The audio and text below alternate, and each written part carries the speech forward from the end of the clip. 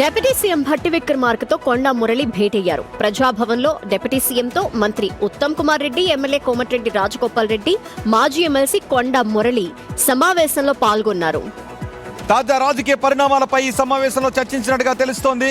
చిన్నారెడ్డి, కొండా సురేఖపై చర్యలు తీసుకోవాలని క్రమశిక్షణ కమిటీ రిపోర్టు ఇచ్చిన సమయంలో వీరి భేటీకి ఇప్పుడు రాజకీయ వర్గాల్లో ఆసక్తిని కలిగిస్తోంది.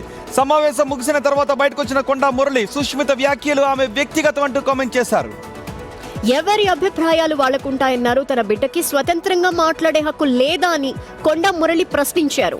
బీఆర్ఎస్ నుంచి కవిత బయటకు వచ్చి మాట్లాడుతున్నారని, ఆమె మాటలకు వాళ్ళ కుటుంబానికి సంబంధం ఎలా ఉంటుందని ప్రశ్నించారు.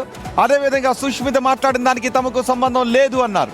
తాము కాంగ్రెస్ లోనే కొనసాగుతామన్నారు కొండా మురళి. మేము కాంగ్రెస్ పార్టీని వీడేది లేదు. సోనియా గాంధీ మీద, రాహుల్ గాంధీ గారి మీద, ప్రియాంక గాంధీ మీద సంపూర్ణ విశ్వాసం ఉంది. అది నా బిడ్డ ఇష్యూ. 30 సంవత్సరాలు ఉన్నాయి దానికి. ఇలా దాని బిడ్డకు 15 సంవత్సరాలు ఉన్నాయి. వాళ్ళ ఇష్యూ నా బిడ్డకు తెలుస్తుంది, నాకు తెలుస్తుందా అన్న? ఇప్పుడు కవిత గారు పోయారు, వాళ్ళది వాళ్ళు, మాది మేము. మా బిడ్డ మా కుటుంబం అన్న. సంబంధం ఏంటి? సంబంధం ఏంటి? నాకు ఉన్నదే ఒక బిడ్డ. తిరగని అన్న. ఈ తిరుగుడు మాకు కొత్త కాదు, ఇది బాధ.